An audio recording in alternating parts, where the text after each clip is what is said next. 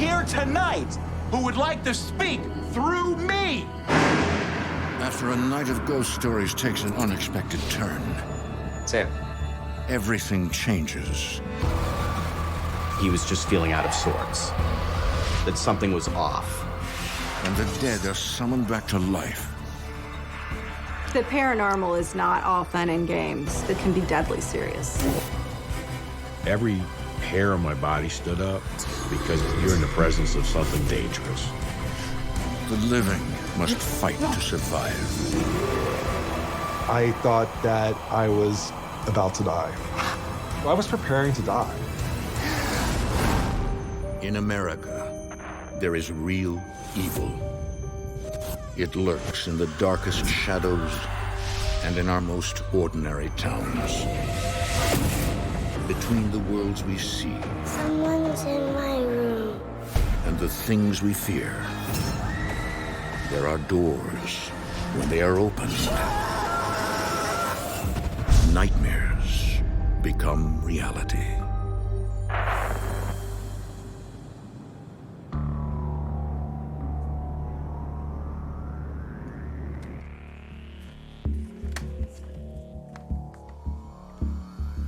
My name is Sam Baltrusis. What scares me about the paranormal, my biggest fear is possession. I went in having a night of fun, celebrating Halloween, and it turned into a night of terror. Whatever was happening to me was taking over and was destroying me.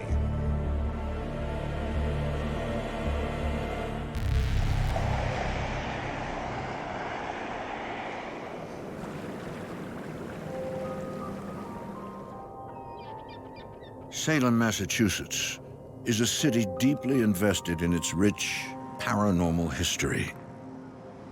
Haunted by the witch trials of the 1690s, the atmosphere surrounding Salem can be bone-chilling. Salem, Massachusetts is probably the most haunted city in America. You can feel it bubbling beneath the surface. And few know Salem's history better than paranormal researcher and author Sam Baltrusis. I've written 10 historical-based ghost books. So I'm a historian first, and then the paranormal stuff was secondary. In October of 2016, Sam is hired by a local historical society to perform in a Halloween benefit party held at a nearby mansion, the Pierce Farm at Witch Hill. My job was to tell a ghost story. It was like a theatrical performance, and I was supposed to be a certain character.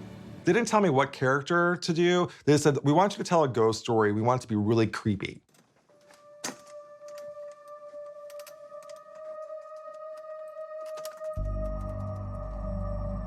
Now, when you go to the Pierce Farm at Witch Hill, you see the library. It's like an author's dream come true. And the energy in that room is just amazing. That night, Sam's friend Mike also takes part in the presentation. Thank you so much for your help with this. You're a good friend. Of course, of course. So this is your room for the night, huh? This is our room for the night. You're handling the special effects, and that's an important job. Right. From the time that I met Sam, he was always very open about his interest and involvement in the paranormal world. I thought it was very fascinating. The idea behind this event was to dress up as Victorian-era steampunk. Steampunk fashion combines styles from the Victorian age with technology from science fiction. Ah, Sam. So good to see you.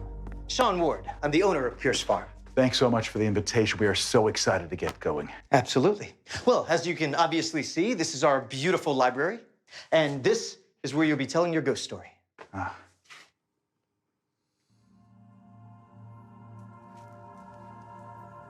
Actually, in the 1690s, Mary Easty, one of the accused Salem witches, was arrested on this very property. And this is Benjamin Crowninshield. He was the Secretary of the Navy and built this mansion. Crowninshields were a very prominent family in Salem in the early 1800s. They had a shipping business. Benjamin Crown and Shield built the original mansion.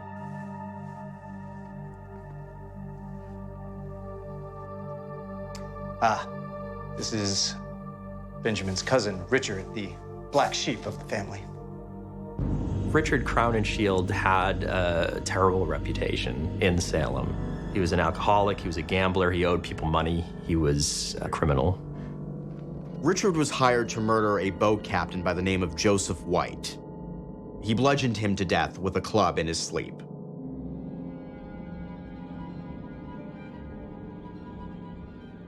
Richard Crowninshield. He's the subject of my ghost story tonight. Really? Then I have something to show you. When I heard that Sam was going to do stories about Richard Crown and Shield, I thought that was really cool because he had tied his ghost stories to the history of the property and the families that had lived there. Here it is. We found this walking stick in the mansion when we bought the property. We think it was here from the time that the Crowninshields lived here.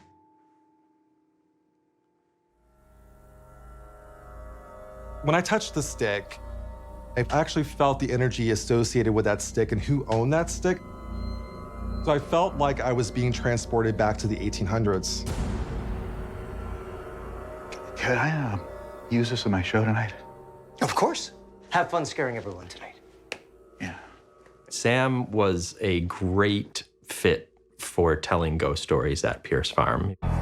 You could tell that he was really ready to give it his all.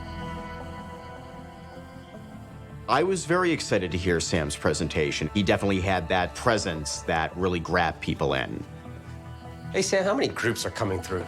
We'll have 6, so we're telling the story 6 times. Okay. Oh, during my performance, when I do 3 times, that's your cue for the special effects. My goal that night was to entertain the audience, and it was also to educate them about history. So here are our first group. All right, here we go. Good evening. Hello. Get comfortable, folks. And welcome to the Crowning Shield Room. My name is Sam Baltrusis. And as many of you know, this home was once owned by Benjamin Crowninshield. But we're not here to talk about him tonight. No. Tonight, we're going to meet his cousin, Richard the Murderer.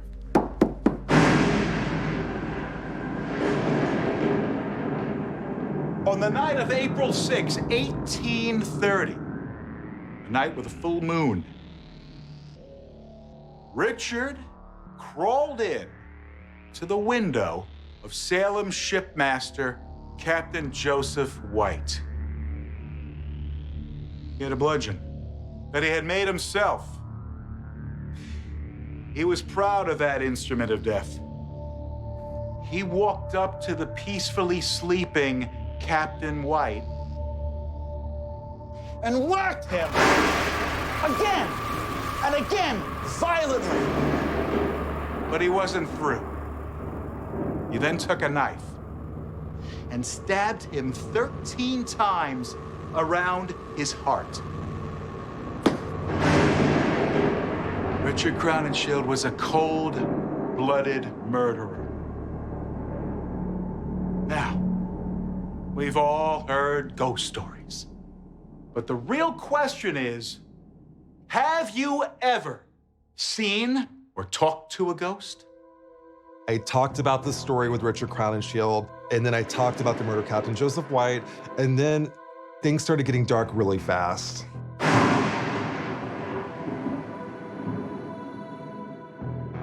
Sam suddenly turns his ghost story into a seance. Is there anyone here tonight who would like to communicate with us? Is there anyone who I will give permission to enter my body who would like to speak through me? I thought I saw somebody walking behind Sam. I thought, we are definitely in the presence of someone here. Is there anyone who can come forward now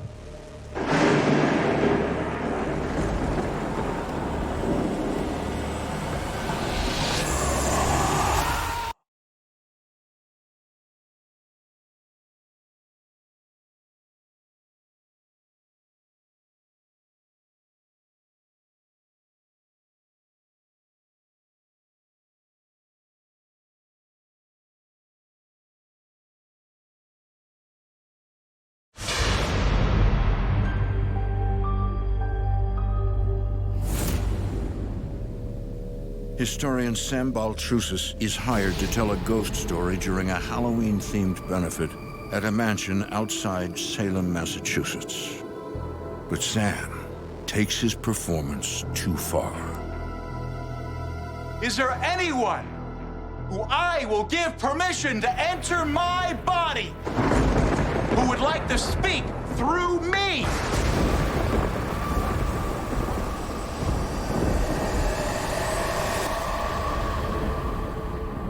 So in the middle of the evening, when I was in the closet door, I thought I saw a figure walk directly behind Sam. Ladies and gentlemen, thank you for coming to the Crown and Shield room tonight. It's been my pleasure to scare you.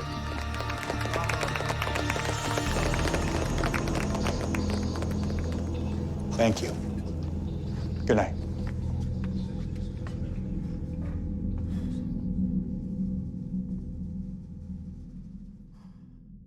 What's the matter?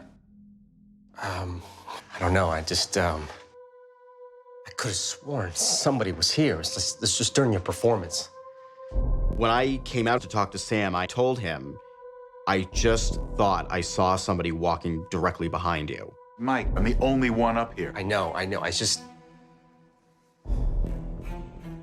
I had about 10 to 15 minutes in between each session. Sam. I looked in the mirror and I looked sort of deformed.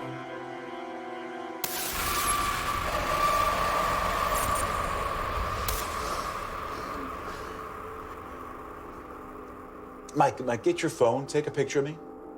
Quick, quick.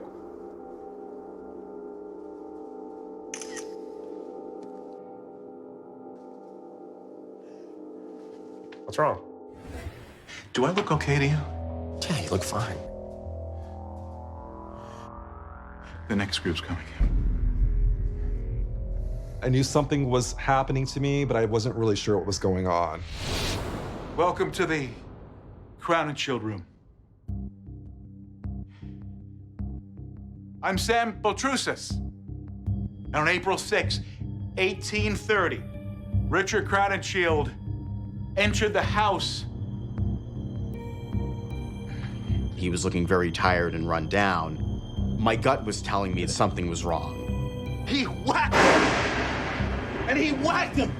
He then took a knife And stabbed him 13 times around the heart! and escaped into the night. Second session, I felt like they were kind of gathered around me, and I felt kind of like maybe they were judgmental of me. I felt like that they thought that I was a bad person, or the way they looked at me while I was telling the story. Is anyone here who wants to speak through me?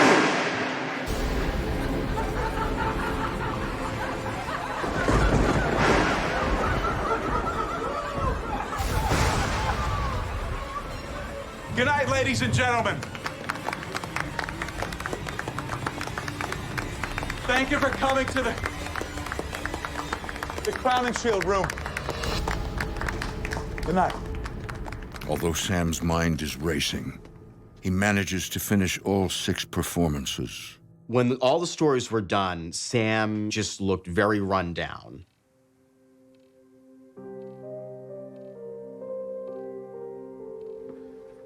Everyone is raving about you. You were a hit. I cannot thank you enough for being a part of this event. It's my pleasure. Thank you. And I can't forget to give this to you. Oh, well, you're not leaving, are you? We have a party out in the barn. There's food and dancing. I've been sober for many years. And in the past, if I had a paranormal experience, I would use alcohol to self-medicate. No, we have to go. Oh, right now? And I was craving alcohol, and I wasn't in control. I was mortified. Mike? Yes. Okay, I'm ready. Listen, I'm sorry. I'm just not feeling well. I understand. Thanks again. Sam seemed different when he left. Sam wasn't the same person that I had first met when he showed up. His personality had changed. I thought he was so adamant to get home because I thought it might have been a headache. I thought it might have been the onset of a cold. If Sam had told me that night that he had the need to drink, it would have deeply concerned me. As we were driving home, I knew something was really wrong. Sam wasn't engaging in as much conversation as he usually does. He was just very uncomfortable. It seemed like he was sweating.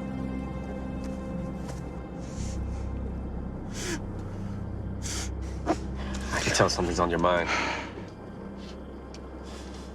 It's just the people back at the event, they were laughing at me. They were laughing at me. They made me feel like a freak at a freak show. Sam, I don't know why you think like that. I didn't see any of that. I was reassuring him that he did a great job and that his storytelling was totally top-notch.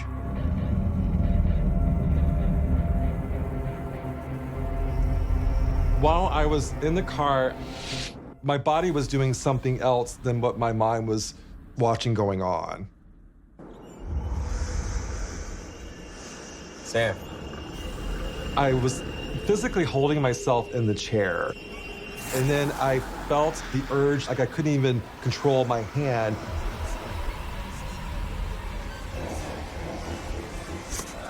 Sam. Man, you scare me, man.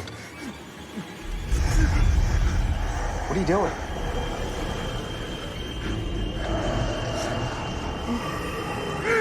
Sam was not acting like himself.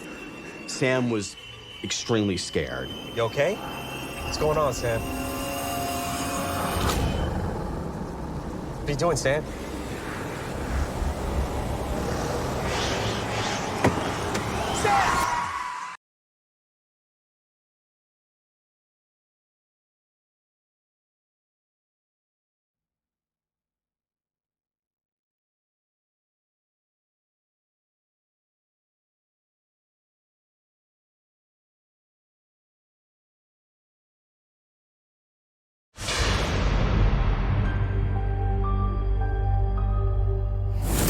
Is there anyone who would like to speak through me? After experiencing what he believes is a paranormal encounter at a performance in Salem, Massachusetts, Sam Baltrusis finds he is not in his right mind.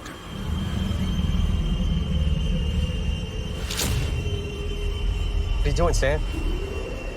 My hand was moving up to unlock the door, but I wasn't doing it.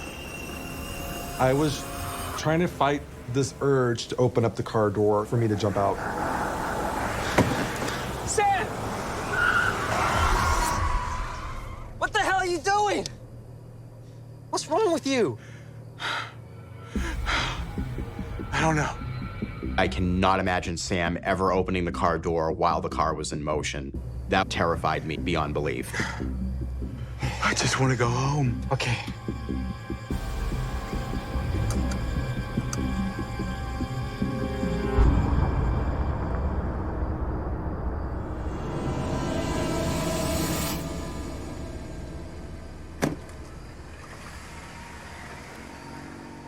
When I dropped Sam off at home, I was very concerned for his health.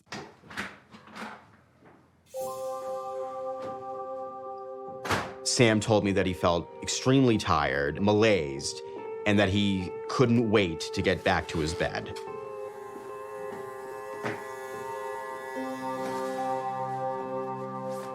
As soon as I got home, I'm like, okay, maybe this will go away. Maybe I'll get over what was going on.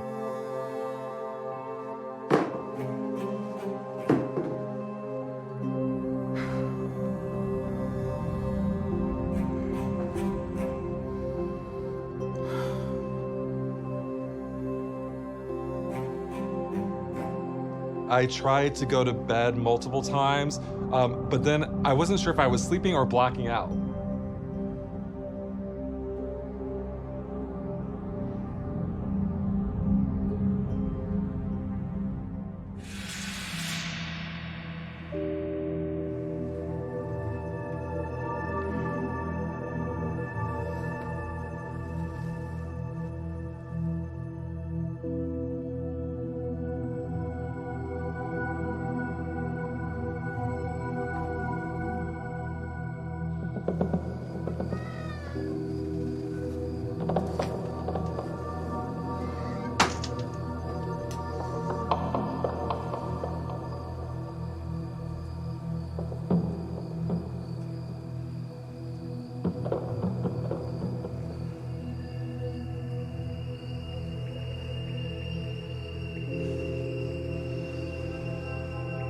I felt the urge to hurt myself.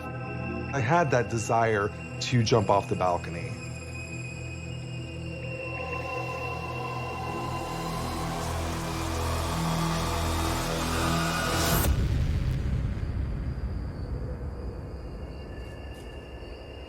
I was able to kind of come out of what I was doing while I was standing at the balcony. That's when I started really questioning what's going on. I was not in control of my physical body. That was terrifying.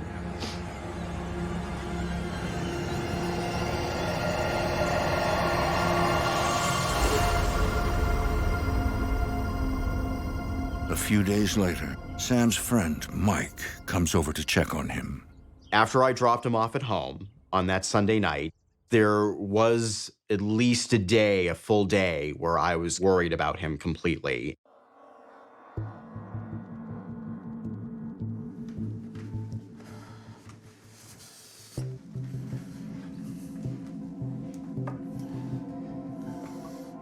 So you, you woke up on the balcony and you had no memory how you got there?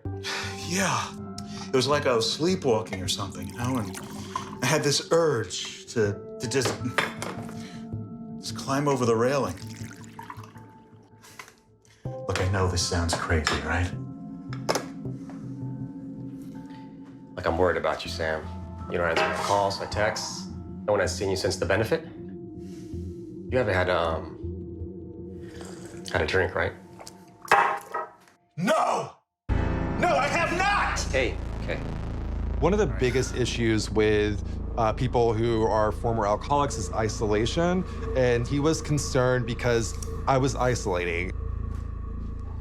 I thought that something was very off. Not only did I notice that he was looking very tired and run down, but something else was coming into play that was affecting Sam at that moment. Sam finds himself having dark thoughts.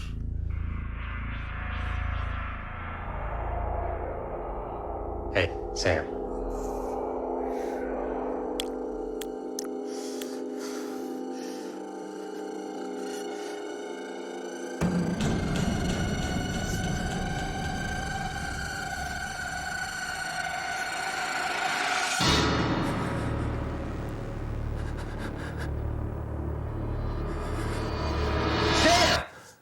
It was in a very sick way, and it's hard for me to even talk about it because it was these thoughts of hurting other people. I've been calling your name and you're just standing there. What's going on? Mike, you gotta go. What? What are you talking about? I'm not going anywhere. Sam, something's wrong. I was worried that I was somehow gonna hurt Mike in some way, and that really, really scared me. Sam. Something's up. Look, I can't explain it. I was trying to hide anything that could be a weapon because I felt like I was gonna hurt other people. To have a friend who was hurting so much really gave me a lot of sadness. The fact that Sam was not able to let me in and to be there as his line of support was crippling. Just, look, take these. Sam. And get out. Sam, listen, whatever you're going through, I'm here for you. I know. Sam is a very easygoing guy who's, very friendly and very upbeat. But this version of Sam was unlike any that I had seen before. Sam believes what is happening to his mind and his body may not be of this world. I felt like that it was definitely something paranormal. What part of the paranormal, I wasn't really sure. I did do this whole seance event at Pierce Farm at Witch Hill. I thought maybe it was another spirit in the house or was it related to other events. I mean, I gave tours in Salem, Massachusetts, so it could have been anything. Sam knows whatever is controlling his mind is powerful, and he's not taking any chances. Because I didn't trust myself while I slept, I got a rope and I would tie myself to the bed while I went to sleep because I didn't know if I was going to end up falling off that balcony or jumping off that balcony while I was sleeping. So imagine being in bed and being tied to the bed and not knowing what's going to happen. So that was terrifying.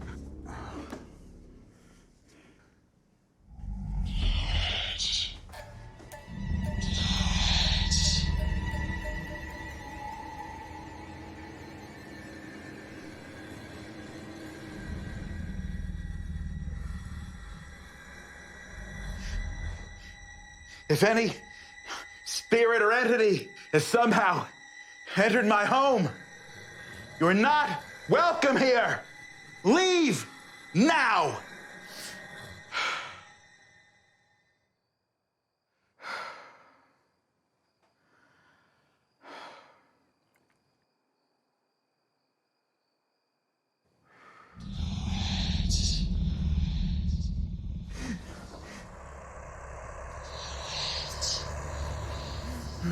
It came very clear the entity was saying, do it, do it.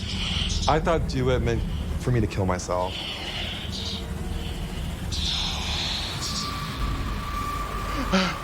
No.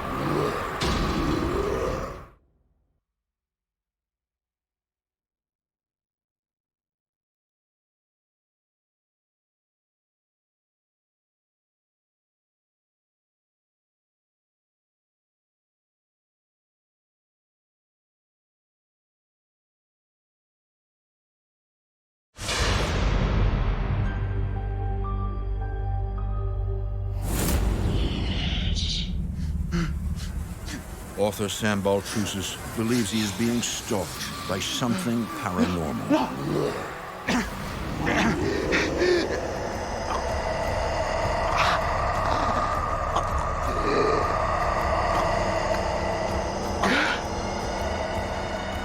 I was fighting something that was more powerful than me, and I couldn't control what was going on.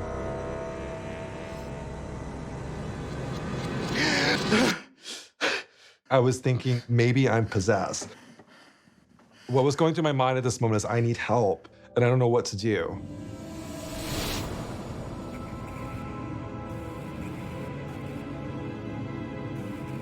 Over the next few days, Sam refuses to leave his house or return any calls. He was keeping a lot of us at arm's length, and that was not like him at all. Every day was getting worse and worse. I wasn't sleeping, I wasn't eating. My mind was chaotic. My friends would call and I would not respond to them.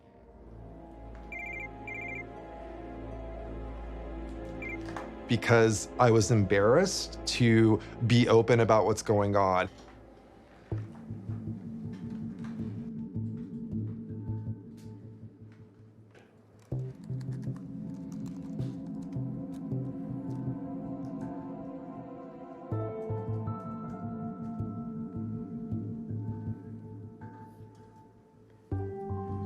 The scariest thing about this is that I didn't have control and that something else was in control of my body.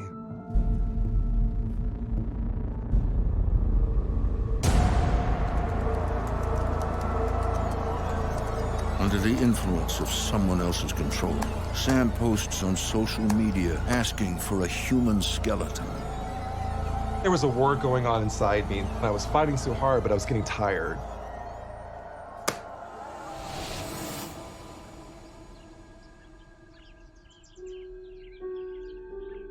I became worried about Sam because he was posting some really strange things on social media. I decided I really needed to talk to him. I was worried about him. Sam, open the door! It's now been a week since the Halloween benefit. Sam still hasn't left his house. Open the door! Now!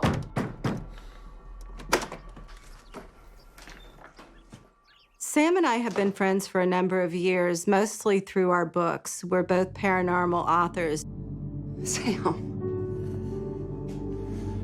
Sam and I often put ourselves in the line of fire. We go to the most haunted locations, the most severe hauntings, because we're trying to document it. So it can be quite dangerous for us. And I wondered if Sam had had some kind of attachment, if something had followed him home. Hey, we've all been trying to call you. What's going on?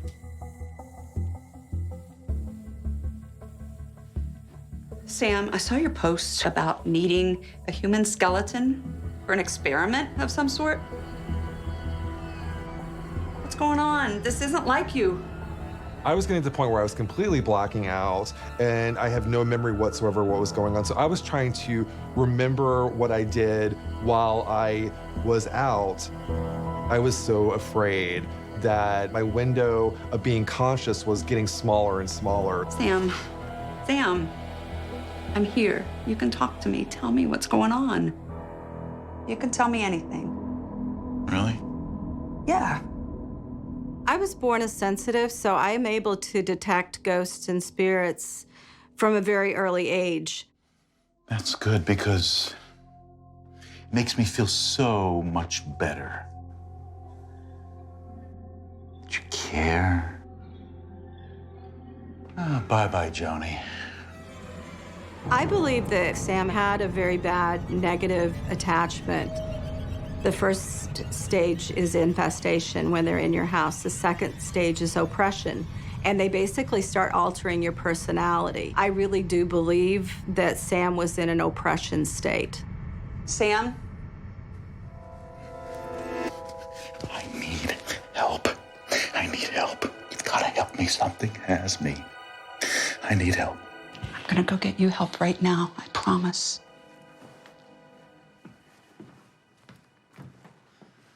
Help who? It wasn't the normal Sam. He was a different person. That wasn't Sam.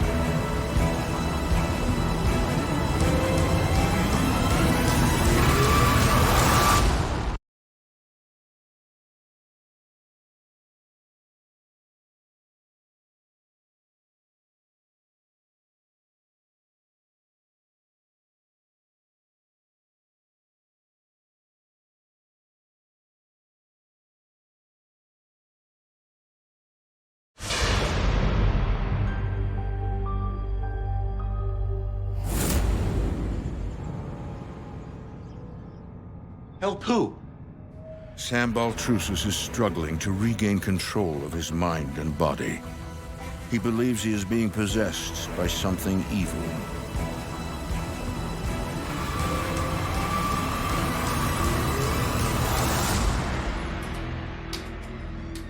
I was not in control of my actions and I felt so helpless, so powerless. I felt like not living would be better than what I was going through. Sam's friend, Joni, reaches out to the only person she knows can help him, a shaman named Michael Robichaud. I knew Sam needed help, and things were only going to get worse as time progressed. At that point, I knew we needed to reach out to Michael. Joni will call me with the most extreme situations. She told me this is very urgent at this point.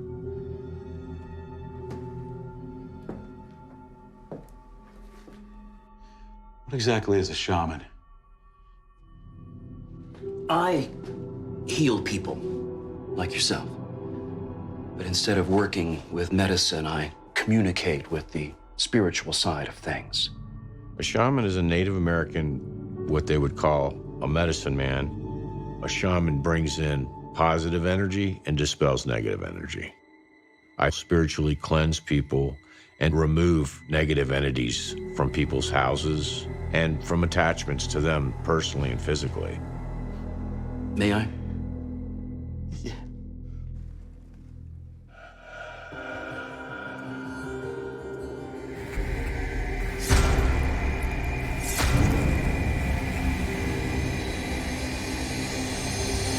Michael has the ability to sense what Sam is dealing with. It's a powerful entity controlling his mind and hell-bent on destroying his life.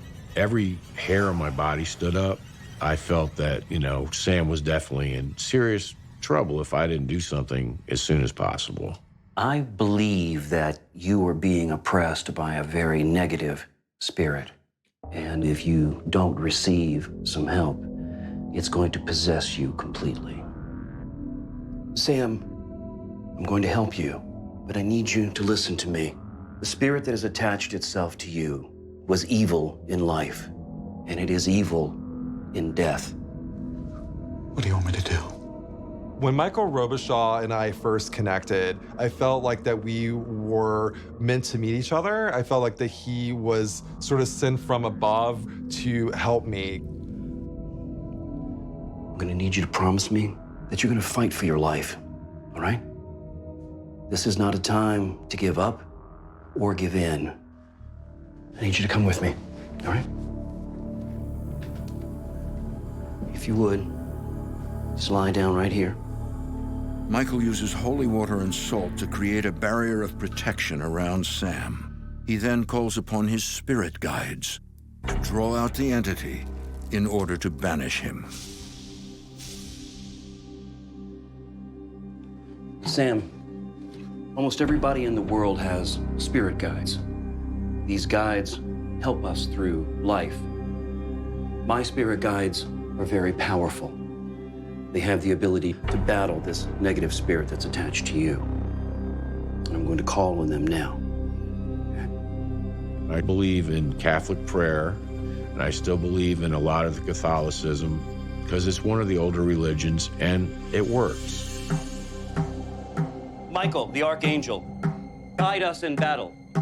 Protect us from the wickedness and the snares of the devil. May God rebuke him, we humbly pray.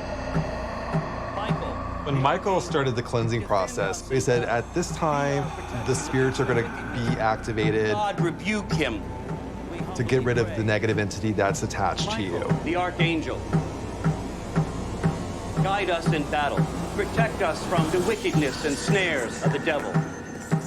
I immediately felt like there was a ringing in my ears, like as if the spirit guides were being awoke and coming to protect me. May God rebuke him, we humbly pray.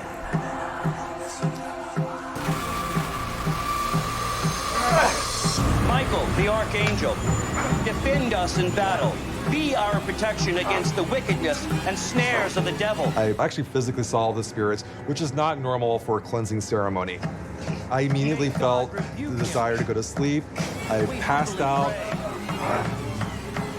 It becomes a spiritual battle at that point because the entity that is in Sam, of course, does not want to leave.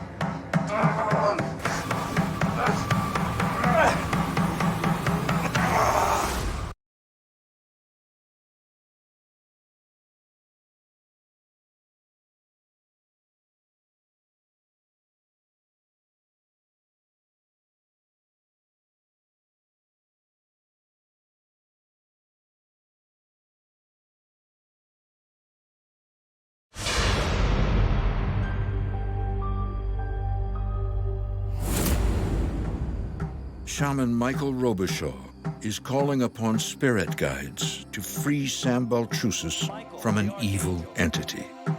May God rebuke him, we humbly pray.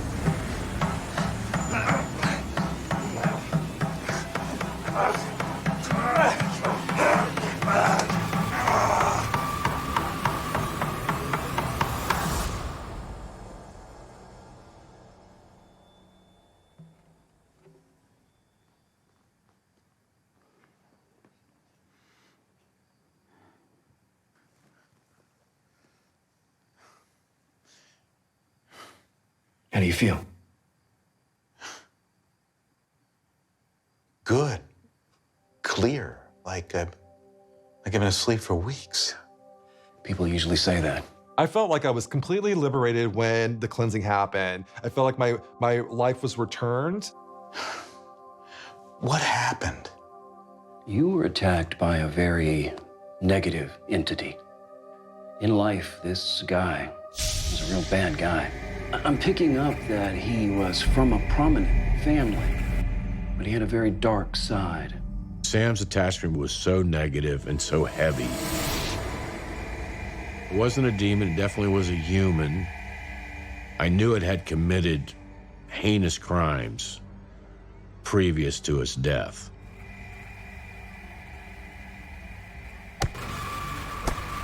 This attachment was very dangerous. He murdered someone and actually went to jail for it. Yes. And he was hanged. Oh my God. There was a moment of like, oh my gosh, this may be Richard Crowninshield. Wait, you know who the negative spirit was? Richard Crowninshield. You described him perfectly. I was doing a presentation, a ghost story, and I invited him into my body to speak through me. Sam, you have to protect yourself. Sam made a mistake by doing that. You're spiritually opening the gates to a negative spirit because they're the ones that are waiting to suck your energy out of you and find other ways of creating havoc in your life. Don't ever do that again. I believe Sam learned that becoming a conduit was a valuable lesson learned, that you should not do that ever, and if you do, this is what's going to happen. Believe me, I've learned my lesson. Good. Michael, thank you. Thank you for my life. My pleasure.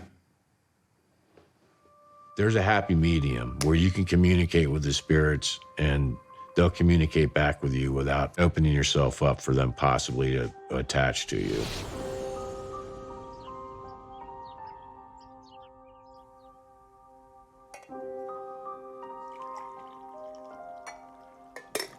Want some sugar, Mike? I'm good. Thanks, man. People ask me if you have any regrets in life, and I say that I have one regret, and it was allowing Richard Crowninshield into my body or into my life. It's good to have you back, man. It's good to be back. He was sociable again, he was very upbeat, and he was ready to take on the world. That made me feel extremely happy and relieved that my friend was back. So what you got going next? Will you help me on my next show? Yeah, absolutely, of course. I'm always gonna be here for you. I can see a future again. I can also see a light at the end of the tunnel. I also felt like that there was hope and that I can use what happened to me as a way to help other people. Yeah, but I do have some ideas, though. And by the fact that I was able to survive this made me stronger.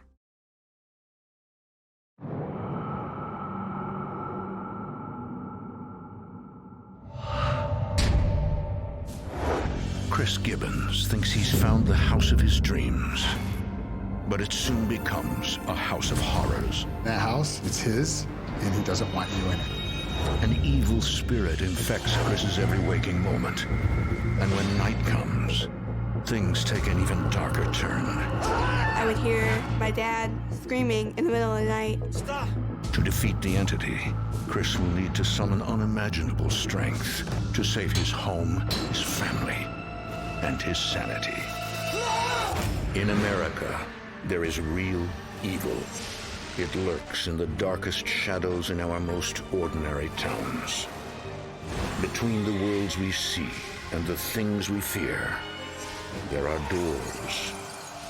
When they are opened, nightmares become reality.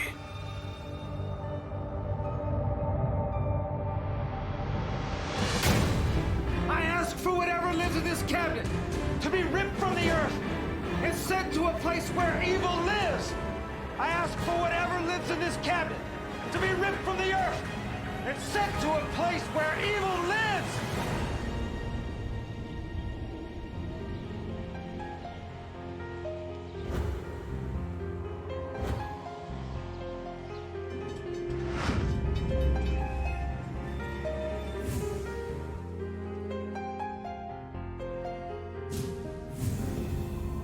You gonna play some music for Mommy?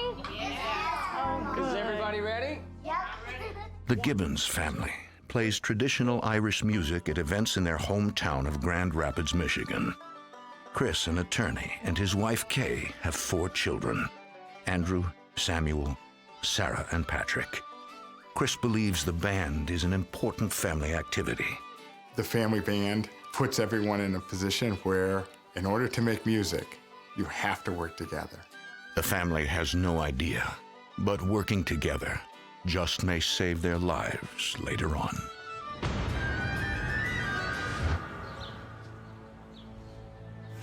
The Gibbons have outgrown their old house. and Chris thinks he's found a perfect new one in a neighborhood called Heritage Hill. Heritage Hill is a nationally recognized historic district. All of the houses have to be maintained in their original condition. So it is, to a degree, a step back in time. The house seems to fit the family's size requirement. The house was large. It had great bones. Everything seemed to be in place. It just needed a lot of love and attention. Come on. Imagine what it's going to look like when I'm done with it. I was getting a hankering to take on a new project. It took 9 years to renovate their old house. Kay does not want to spend another 9 on this project. The house needed a tremendous amount of work. And this was a great concern to me because I just wanted to move in and get on with life. I know this is your dream house, but the kids need a house they can live in. I said, I'll tell you what, I'll get it done in a year if that makes you happy. Really? No, when would you sleep? I knew he could do it because he's crazy that way. If he sets his mind into something, he's gonna do it. I made the offer that day to purchase the house. Chris works nights and weekends to get the house ready to move in. The 1-year ticking clock for renovation begins. A week after buying the house, Chris is in the basement, clearing out the previous owner's junk. There was quite a bit of the workshop material left.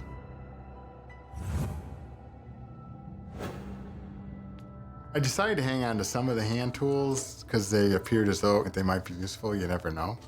Little does Chris know the significance of the former owner's possessions.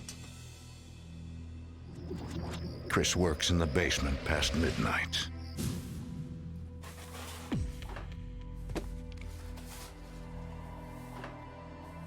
He feels someone or something watching him.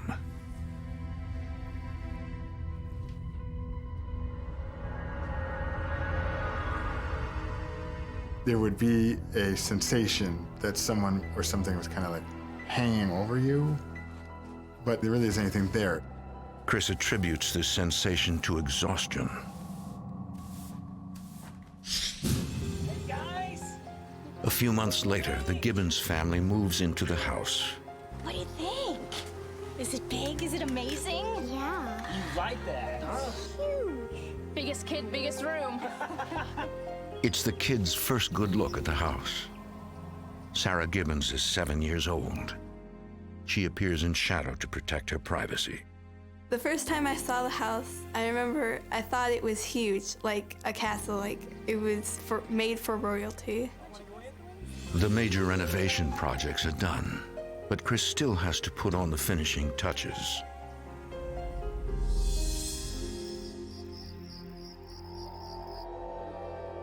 Two nights later, Chris is up long after the family is asleep, restoring the living room to its former glory.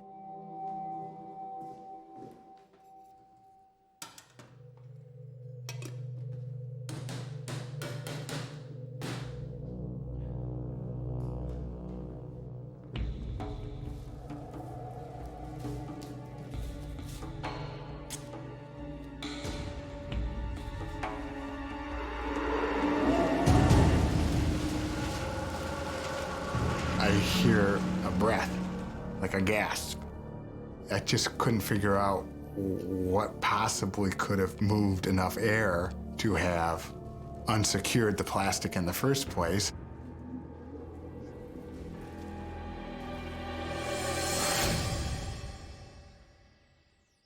The next morning, Kay makes breakfast for the children.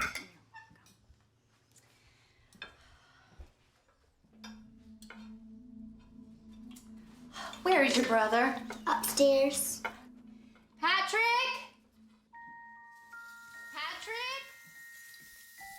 Patrick, breakfast! Okay.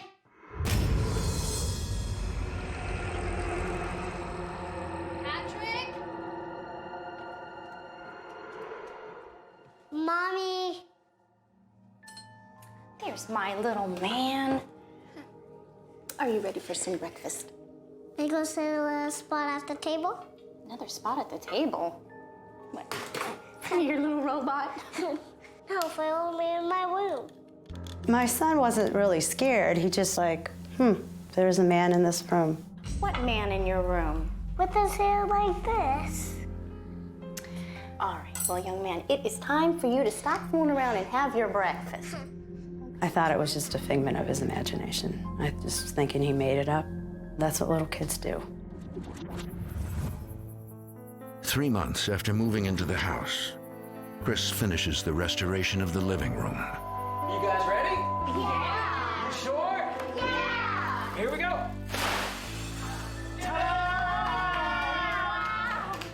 Phase 1 of the restoration is complete. Ahead of schedule. Can we come see? Come on in, let's go. The work and the result exceeded my expectations. It was a lot for Chris. He had a full law practice. He renovated the house, but he made it work. He got it done, and he's the man. And I knew that the rest of the work was going to be done within a year. I think I'm gonna take a nap. You deserve one.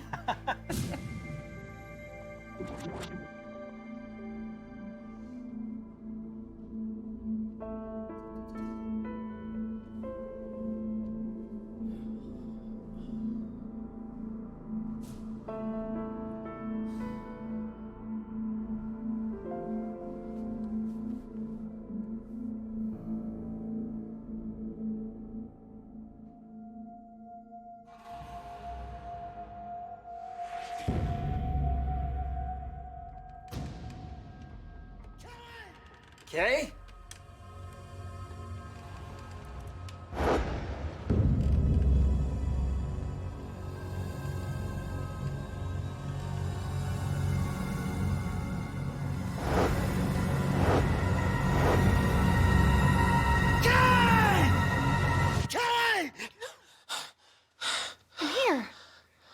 When I woke up, it was in the middle of the night and not the afternoon. What happened?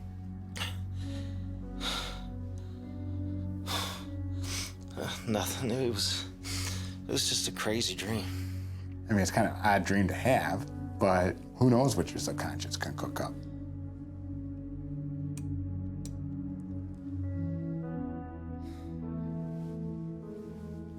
Chris is afraid to explain to Kay what he actually saw in his dreams.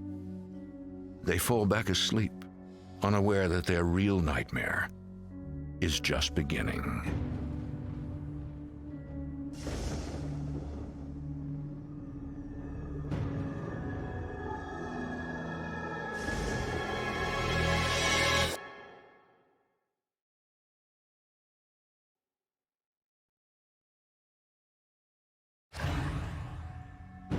Chris and Kay Gibbons are renovating their dream home, unaware they have stirred up much more than a century of dust.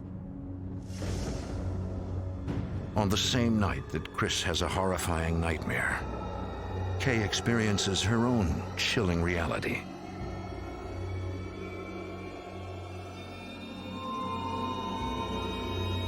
It felt like a hand was on my ankle and moving up my leg, like somebody was rubbing my leg. Why? No. I think we have mice. I've been over every inch of this house. We have no mice. No, there was something crawling up my leg. Look, there's nothing. Come on. Let's go back to bed. It wasn't a mouse. It wasn't Chris. I didn't know what else it could be. So we went back to sleep, and that was that.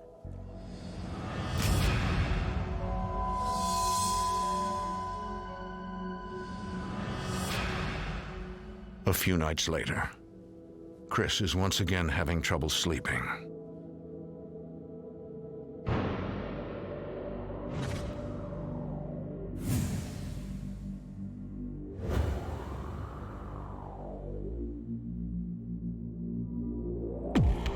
I felt near my head tapping on my pillow, as though someone were pushing on it, you know, with a finger.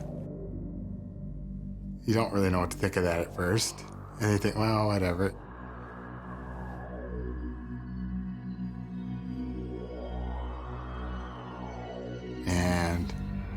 happens again.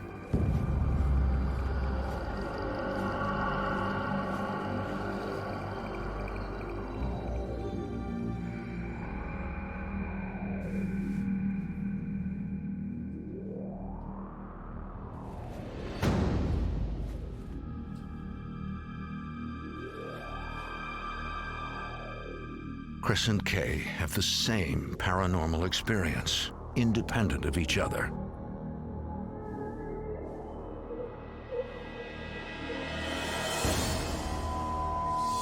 Over the next few weeks, Chris and Kay try to ignore the bizarre incidents in their home.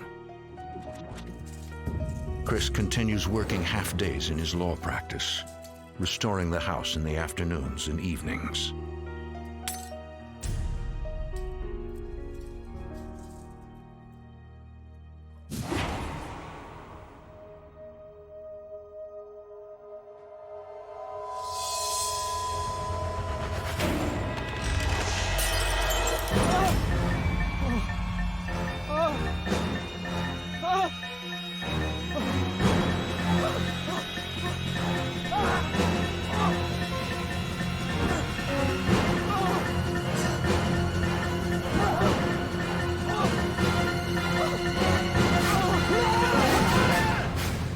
As I hit the ground, I wake up completely unnerved in an utter state of panic. I felt as though all of that actually happened to me. I felt completely assaulted. It was, to me, a real assault.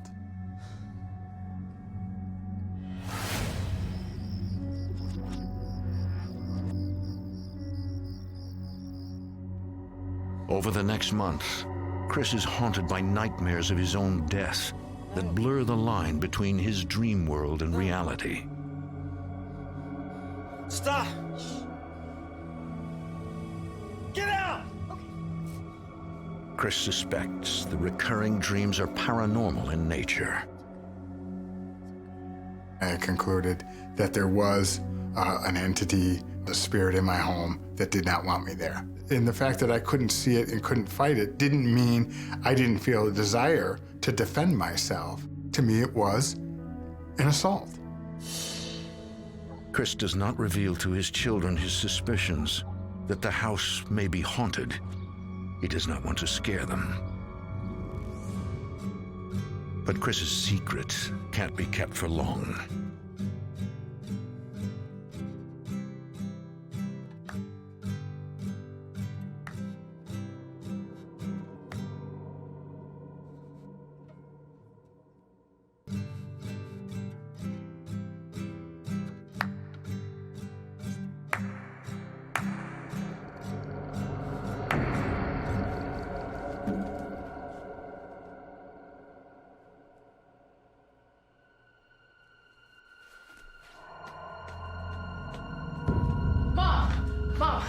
I was upstairs playing guitar and then all of a sudden just clapping. All right, Andrew, son, come on, calm down.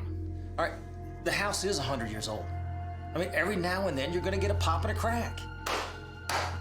But not in perfect rhythm.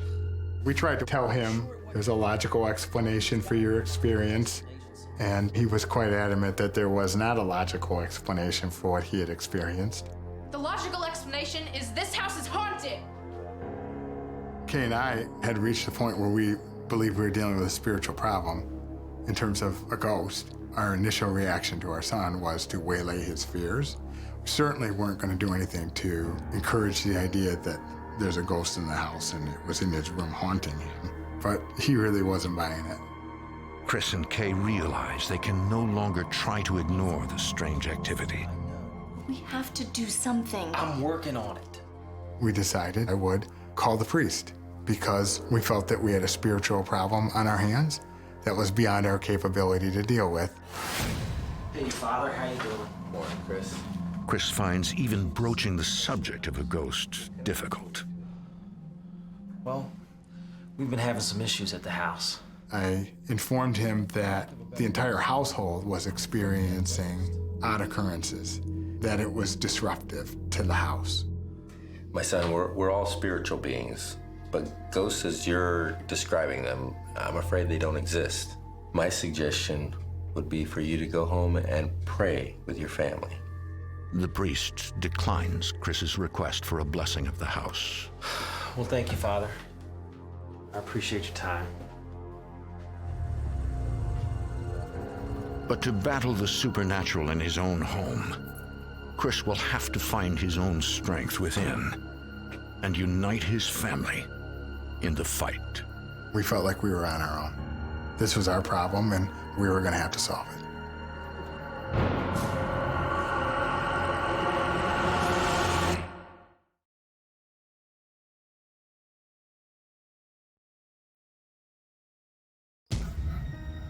The Gibbons family is trying to come to grips with a dark spirit that seems to be haunting their house. Chris Gibbons goes to the library and checks out every book he can find on ghosts and hauntings. I did what I naturally do, which is try to define the problem, define what it is I'm dealing with. What is the risk? What is this spirit capable of? I had really no idea. Can it attack my family physically? I mean, the idea that there can be ghosts that start fires and your house burns down, or people get pushed down the stairs, or the idea of a spiritual possession. What's all this stuff? Research. I mean, I've got to figure out what we're up against. I didn't want a full-scale war in my house with a spirit. What's in this folder? I pulled some of the city records. For more clues, Chris pulls City Hall records on the house's history. He discovers the century-old home had just 3 owners before he bought it. Then, he finds something intriguing. Yeah, here you go. Chris has no idea he is looking at a photo of the man his son had seen in the hallway. That's who Sarah talked about. Chris and Kay decide to ask neighbors about the home's previous owners. I knew the family that lived here.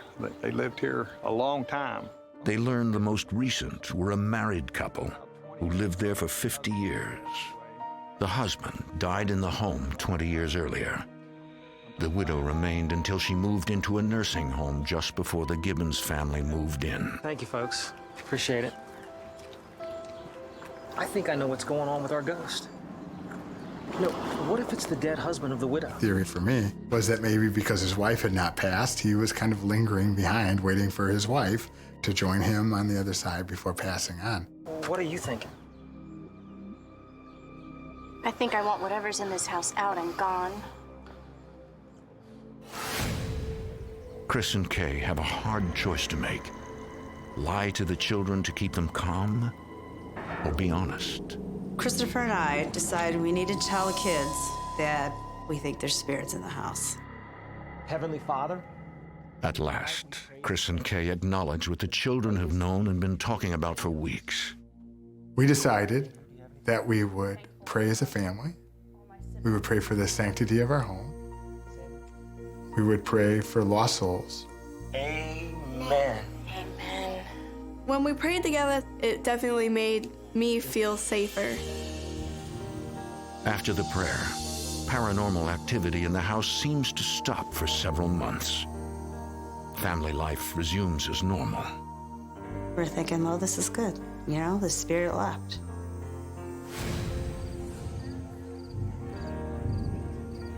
Months later, Chris is at a neighbor's party. As entertainment, a psychic offers free readings. What's up with that? She's a psychic. She'll tell you a fortune. Yeah, that's what I need is a fortune. Come on, it's just for fun. Nah, man, I don't believe in stuff like that. You look like you could use some fun. Oh. How's it going? You might want to take a little easy on me. I really don't believe in this stuff. Are you trying to restore the past? The past of a grand old house? She was perceiving my house, so I became very interested in what this psychic had to say. Give me something from it.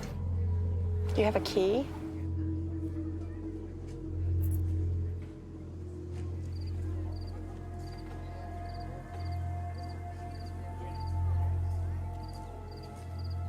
The psychic hones in on the spirit living in Chris's house. There's someone unwanted in your house. Someone not living. She says it's a former owner and that he is very attached to the property. He's a lost soul. And I asked her, why won't he leave? I asked her if the ghost were waiting for his wife to pass before crossing over. No! I hate that woman! The psychic becomes momentarily possessed by the spirit haunting Chris's home. I'm sorry. That wasn't me. Her response was, he's not waiting for her. He's just in the house because that's his place. He loved living in that house, and it's his, and he doesn't want you in it. Chris's encounter with the psychic seems to reignite his conflict with the entity in his home. Chris starts having his dreams again, these nightmarish dreams. Chris's recurring death dreams are back. Only this time, they are more frequent and more violent. You get to the point you don't want to go to bed because you know what's coming. What's coming is a horrible experience where you're being brought to a physical, violent death.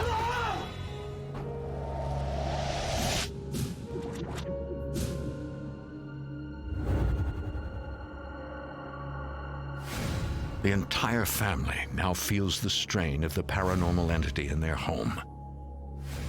Sarah often has trouble sleeping. No one felt comfortable in the home.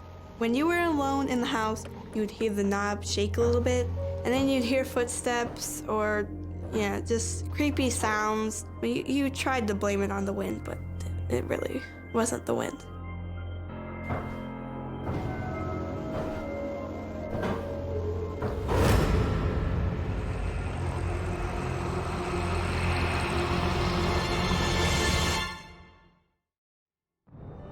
For more A Haunting, go to destinationamerica.com.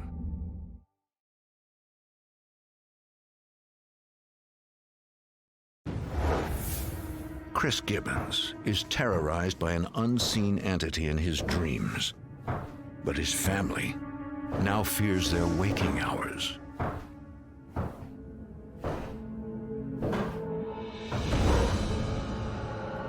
He looked at me for, well, it was probably like 3 seconds, but it seemed like forever that he was staring at me. I was absolutely terrified. Hey, princess, what's going on? Hey. What's the matter? It's okay, you can tell me. I saw the ghost. Where? Standing in the doorway. Chris instantly knows that the entity in his dreams is the same one appearing to his children. He had slick back hair. News that the ghost has physically appeared to his daughter affects Chris even more than the terror he experiences in his dreams.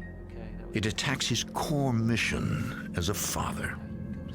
When the ghost involves the children, that dynamic changes because now the people I'm supposed to protect, I'm not protecting. Chris is not sure how to protect his family against something he doesn't understand. He continues the restoration of his house. This he knows how to do.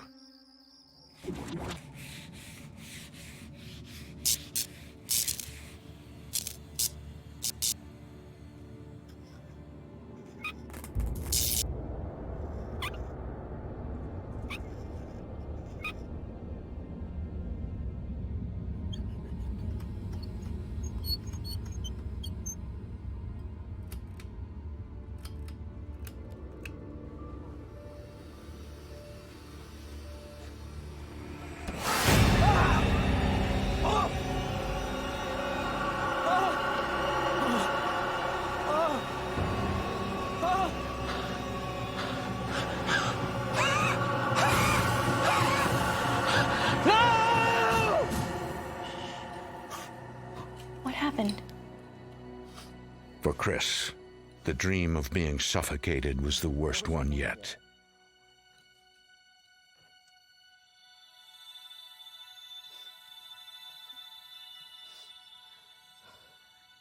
Why don't you go upstairs? Try to get some rest. For what?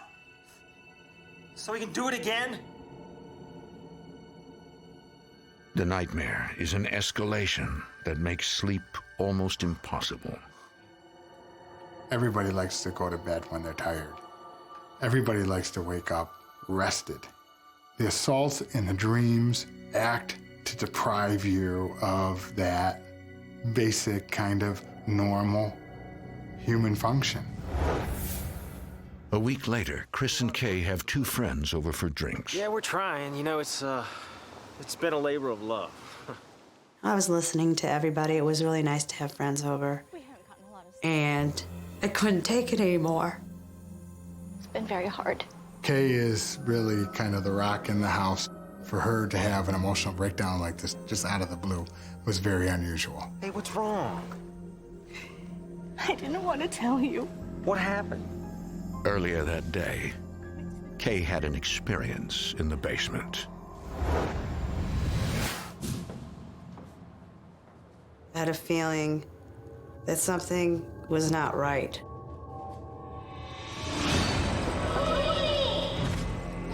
Kay senses that the ghost is showing her a scene from the past, a mysterious image of violence committed against a ghost child.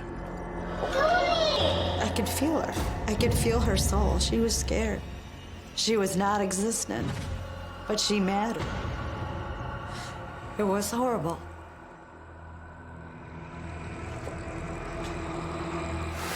I think something horrible happened in this house. Kay fears that the ghost, while living, may have abused a child in their basement. She has no idea who the child might have been. I absolutely perceived that event to be a threat to my wife and my children. Absolutely.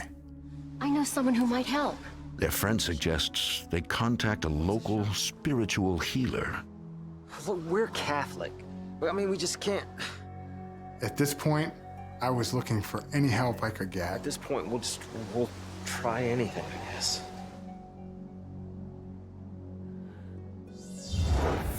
The next day, the spiritual healer and her husband, who works with her, arrive.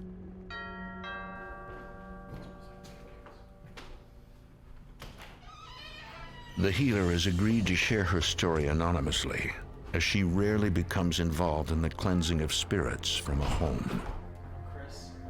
When I initially got the call, I was concerned about the whole family, so it was primarily my intuition that said I need to go right away. Perfectly restored. Did you do the work yourself? One of the first questions she asked me was, had we been renovating in the house? Yes. Why? Do you think it has something to do with what's going on? The entity was present in the house when they bought the house. When they renovated the house and disturbed all of the dark places, that's when this energy became much more active. There was a very strong draw to the basement. Something in the basement was not right. I can sense.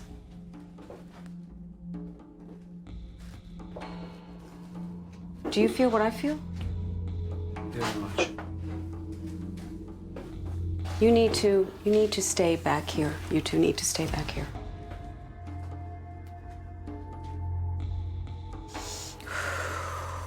We walk into that room with the intention of getting rid of that thing, and it knows that immediately. It doesn't have to be told that out loud. It was very clear where it was emanating from immediately. Will you open that? Yeah. Go ahead. They identified that the ghost was in the cupboard, and they had told me he's in that cupboard.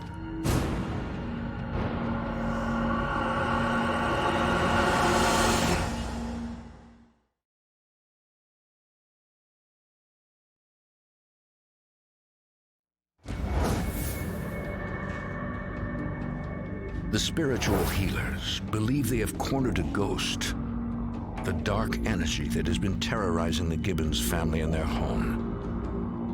It's the same closet from which Chris was attacked in one of his dreams. No matter what happens, just stay there, okay?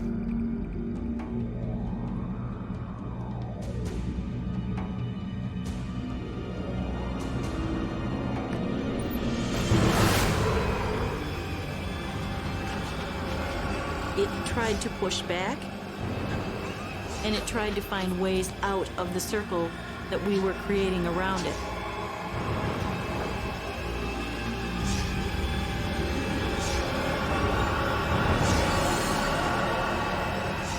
And we just kept pushing, pushing.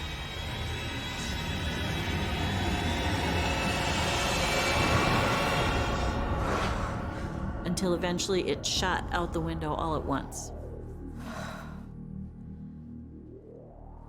It's outside now. Should I get rid of his workbench and all his old tools? It's a good idea. Make sure you put it outside the boundary line, though. There may have been some attachment by this entity to his personal things that remained in the house. So if we wanted to avoid that connection, then we had to move that connection off of the property. The spiritual healer suspects the ghost may be still lurking outside. Chris wants to remove the workbench and tools. Anything tangible that may have been connected to the ghost when it was alive.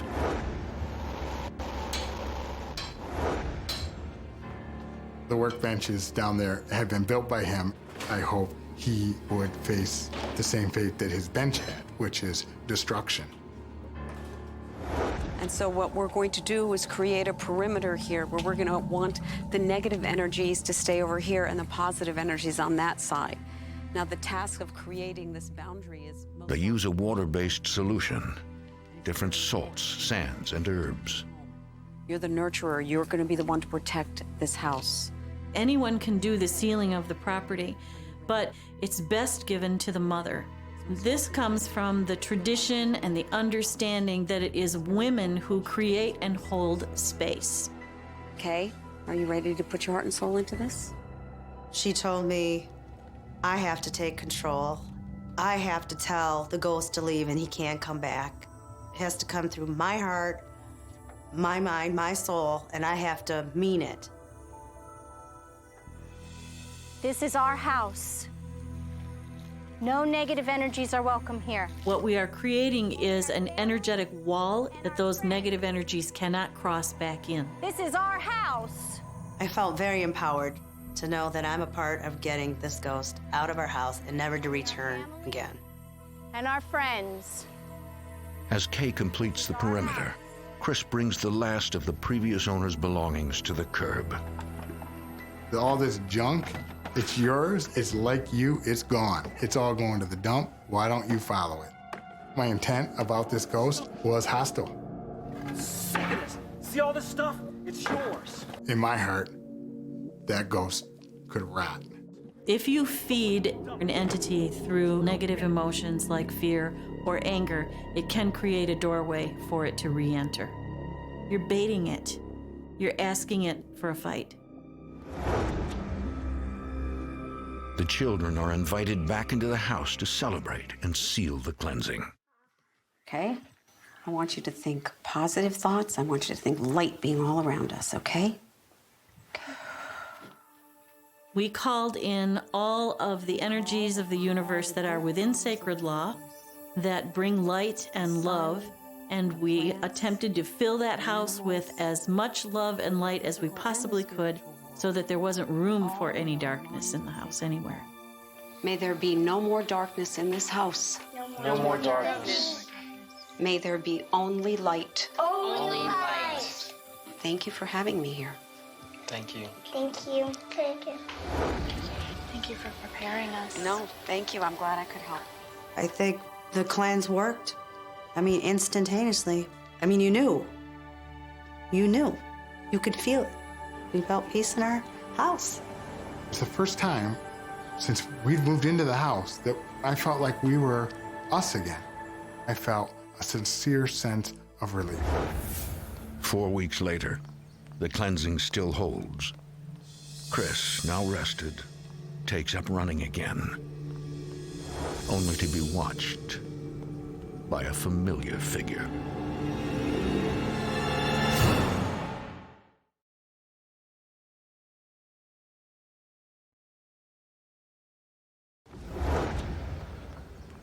For Chris Gibbons, an early morning jog becomes a run-in with terror. The ghost he banished from his property months ago is lurking just a few blocks away. There was no doubt in my mind that that was the ghost. If it's still hanging around, then it's still attached to that environment in some way, shape, or form. That would mean that this entity was trying to cross back across and get back into Chris's house.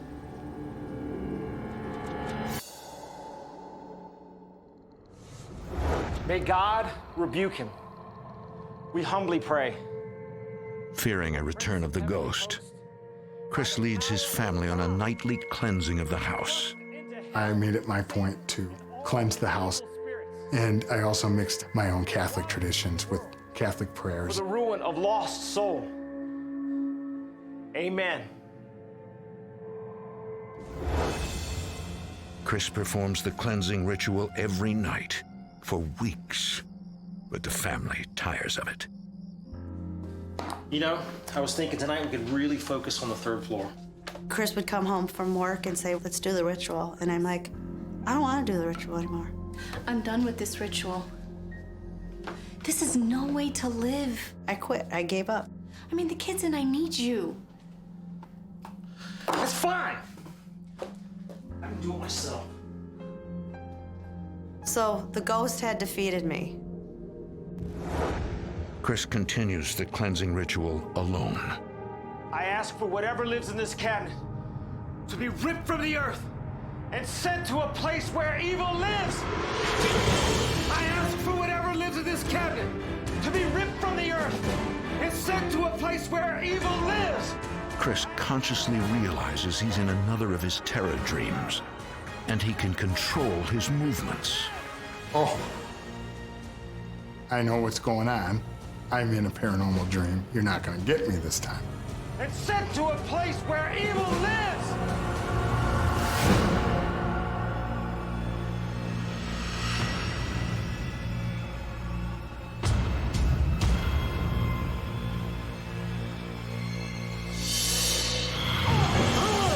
When I hit him, with my fist, it felt good.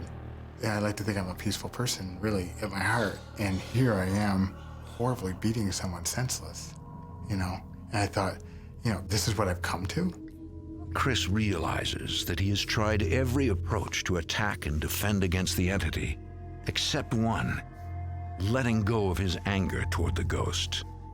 And putting my anger down and trying to deal with this spirit, I really did come to see us as equal creations. He exists because God created him. I exist because God created me.